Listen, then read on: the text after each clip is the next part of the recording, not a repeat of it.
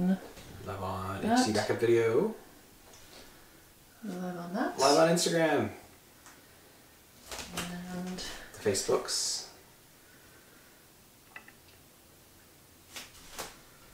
Three, two, one. Live on the Facebooks. give me just a second. Watch party.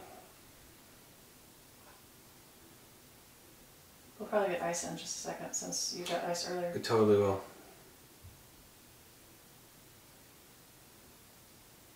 And Almost. almost. Okay. Alright, we got the watch party. Yay! Alright. So, good evening, everybody. Welcome to, what did we determine is day 18? 18. Day 18 of Crazy Cabin Fever Cocktails. I'm Tim Niddle of Distilled Living. This has been 2.5 weeks. This is crazy. So, tonight we needed something simple and fun. So we're doing PB&J punches, cream and milk. Actually, we start with the milk punch. So this has got a fun technique that you probably haven't seen before, that I saw when somebody was working with a flip, which is a cocktail with egg in it, and trying to get everything to blend together into a very consistent texture. It's really easy to get inconsistent textures. So what I'm going to do is I'm going to start with my peanut butter and jelly.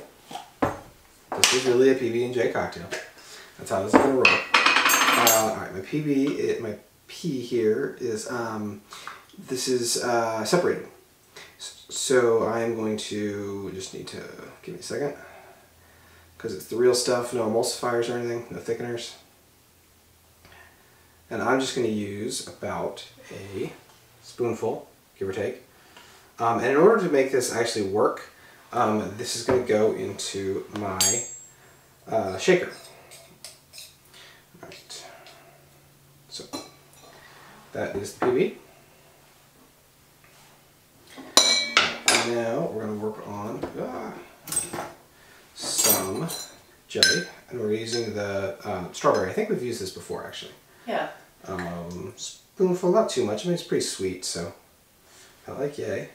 Strawberry goes well with these flavors, though. Yeah, it does. Now, those aren't going to want to perfectly blend.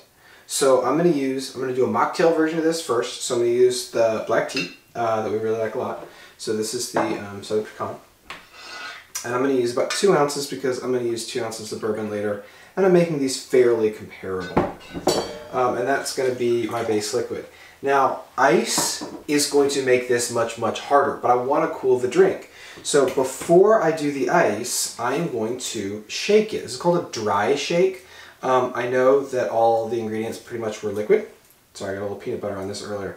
All the ingredients are basically liquid, so why is it a dry shake? It's a dry shake because there's no ice, which would normally add a little bit of extra dilution. And the peanut butter and the jelly, they need to be broken up a lot. So I just removed the spring from a Hawthorne strainer, and I'm going to put that down in here. And then I'm going to do this dry shake with a Hawthorne strainer. Now, getting a good seal is harder without ice in there, so I'm going to press it down really well. And then you see me do this, and you see other bartenders do this. If you are shaking at home, use a mason jar for something like this. You're going to get a good seal, it's not going to go everywhere. If you are using an actual cocktail shaker like this, you see where there's the opening on this side? Face that back away from you so you don't spray someone across from you or any of the many devices that we have broadcasting all this. So now I'm going to shake. You can hear it moving around in there and rattling. And that's giving it, that's breaking up those components so that it'll actually start to blend together properly. That's probably pretty good. I actually smell it at this point. Alright, so now I'm going to take out my Hawthorne strainer, save that for a minute, and I'll show you like how that is much better. It's a little lumpy in this, but that's okay. So I'm going to now add my ice. There we go. And I'm going to top this off with some milk, just enough to fill the glass. So I'm going to just eyeball it. And as always, we'll put the recipes online afterwards. Yep. And then I'm going to do a wet shake, which is going to chill it down and blend everything even further.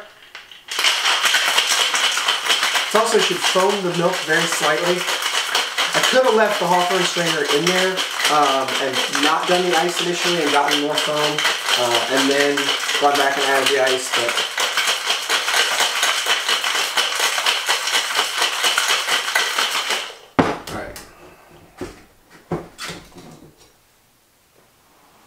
oh, that looks really good. So now, so we can see it, see the foam head that's going to be on this.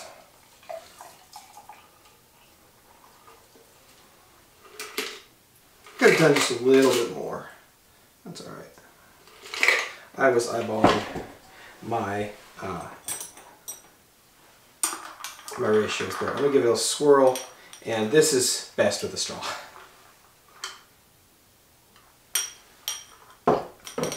That's really good. That's PB&J. The straw is better because it does have a little bit of a cappuccino type foam on top. It's just easier to drink that way, especially when we get into the alcoholic version. So You don't have the ice come and hit you in the face either. that's true. Ice hitting you in the face kind of sucks. So I'm going to dump my ice out of my strainer, and now I'm going to build my adult version. So back to my peanut butter.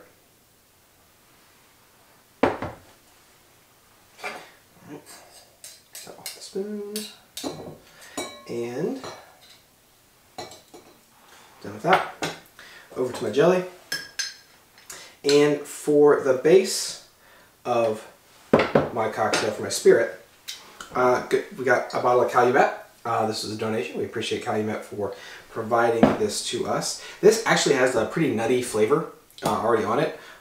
You could go almost to a peanutty flavor, so this is going to blend right into this cocktail. I'm going to do 2 ounces, and I'm going to start with this and reserve my cream for a little later on. So back to my Hawthorne spray, and here we go. Oops, so loud. This is also messy. I got a little bit of drips of peanut butter everywhere while I'm doing this, which is okay. See, I got a little come out right there. I don't know if you can see that, but I felt it under my hand. That is what happens when you don't have the ice. The ice helps form a seal. And also, you really shouldn't use a cocktail strainer this many times without washing it. You start to get stuff around the lip that makes it harder to form a tight seal. But we're trying to do TV magic here, so. Yeah, TV magic. In a limited kitchen. There's my ice. It wasn't quite enough ice, that's alright. We'll roll with it. And the other thing is, because my bourbon has integrated with and blended with all those other ingredients, it's lowered the proof in there, so I'm less risk of curdling cream when I put that in there. And I've learned my volume needs to be a little bit higher, so I'm going to add a little bit of milk onto this to bring it up. I should have done all that in the smaller one. If this is just me, other people can make this work, but I don't know. I'm just weird when it comes to cocktails. I need to start with the smaller side with all my ingredients in it, push it over, and smack it down.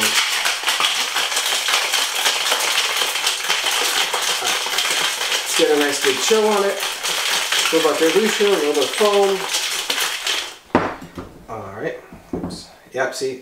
That got nicely chilled. And see how much better seal that was? Took me some effort to get it apart.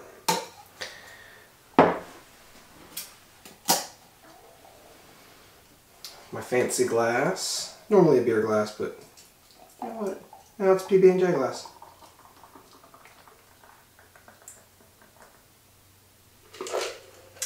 And give that a minute to settle, and it will form a really solid foam head on it. Got a little bit of bourbon kick, and that's really the only difference in flavors between those two.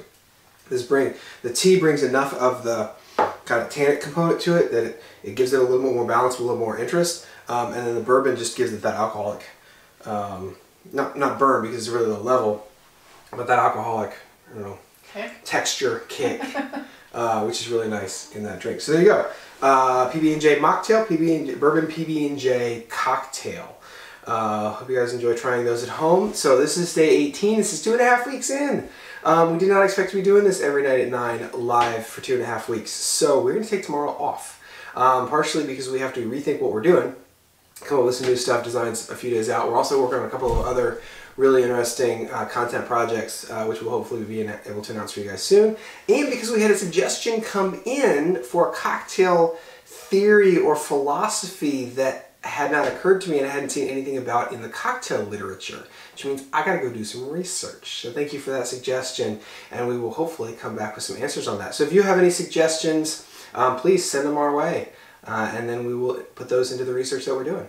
So today is Wednesday. That means we're skipping Thursday. I think we'll be back Friday, right? That sound good? We intend to be back Friday.